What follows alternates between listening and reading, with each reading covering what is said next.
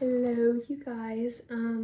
I just wanted to pop in and say that I actually filmed these two book reviews together because they come with the story. Like in my copy of the book, they come with Murder on the Orient Express, and then they fall under the category of other Poirot mysteries.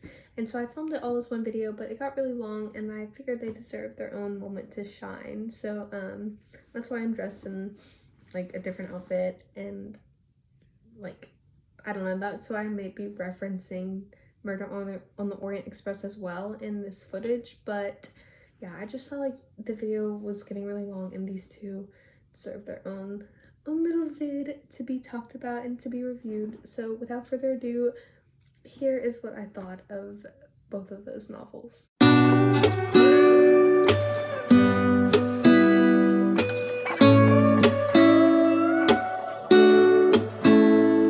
For The Murder of Roger Ackroyd, I started it on December 28th, 2022, and I finished it on January 21st, 2023. Over a month. This one took me quite a while to read, and the total hours I spent reading were 19 hours. So I wasn't reading as much consecutively in a day as I was for Murder, but it took me longer overall. It took me 19 hours. And I also annotated this book. I'll give you guys a little sneak peek. Here's one of the pages. I did yellow for this book.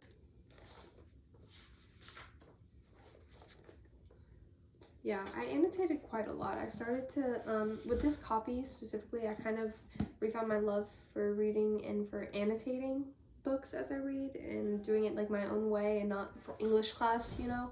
And so I kind of really got into that with this copy as well. So let's go through some of my characters. I said Caroline Shepherd, which is the doctor who writes the story, whose point of view is the book. He has a sister who I love his sister, and she's technically not the most likable, but I was just like, yeah, of course she's always right. I love her, you know? I don't know if that makes sense, but I said Caroline Shepherd was my favorite by far. She is so quick when it comes to understanding what is going on, and she knows it. She is also very nurturing towards people who she cares about, other women in the story, Poirot and her brother, who's the doctor. It makes me sad to think about what is inferred that she has in store for her when the story ends. What I think I like most about Caroline is her matter-of-fact manner could come off as annoying to some people, but she just has something so likable about her. I also have a soft spot for Dr. Shepherd despite how the story ended, and of course Poirot is also on my list of favorite characters.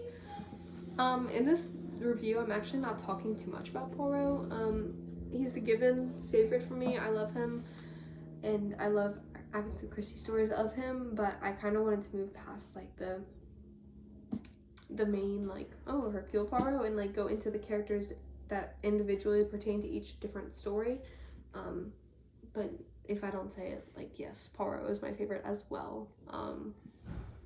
Basically, yeah, Caroline, his sister, was really, really likable. Some of the quotes I found that I really liked. The first one on page 230, which the page numbers continue from the first book, so it wasn't 230 pages into this story, it was 230 pages into the whole book. It says, now there has been a rearrangement of the kaleidoscope. From a mild discussion of probable wedding presents, we have been jerked into the midst of a tragedy. I thought that was just a little eerie, a little chilling, and so I like that one. Then another one I found, everything is simple if you arrange the facts methodically. Page 239, which of course Poirot says that, you know, oh, everything is simple if you just look at it a certain way. Easy for you to say, right? But I just thought it was cute. This one is good because it explains kind of Poirot's logical way of thinking, and it says, if those walls could speak, I murmured. Poirot shook his head. A tongue is not enough, he said. They would have to also have eyes and ears, but do not be too sure that these dead things, he touched the top of the bookcase as he spoke, are always dumb. To me, they speak sometimes. Chairs, tables, they have their message. Page 293. That is so good. He's like, no, everything is a clue. Everything is a clue. And I appreciated that quote. Oh, money. All the troubles in the world can be put down to money or the lack of it. Page 312. This one I thought just could be pertained to real life. For real. all the troubles in the world could be pertaining to money, and that kind of like gets the wheels turning.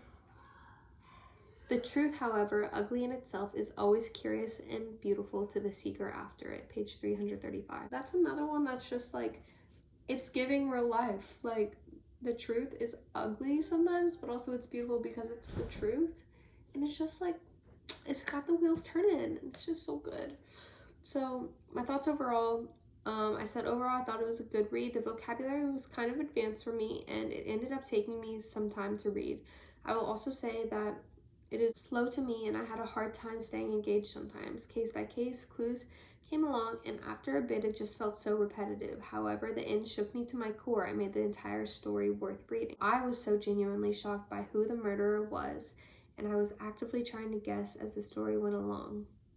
So like that says a lot. It's like the whole time I was like, oh, it's probably this person. Oh, it's definitely this person.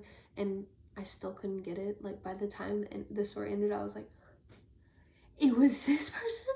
So that's good. That's one thing Agatha Christie is definitely good about. Like, very seldom do you actually guess who it is. I was so genuinely shocked by who the murderer was, and I was actively trying to guess as the story went along. It was very well written, and I felt the last few pages with my soul. Ultimately, I'm glad I read this book.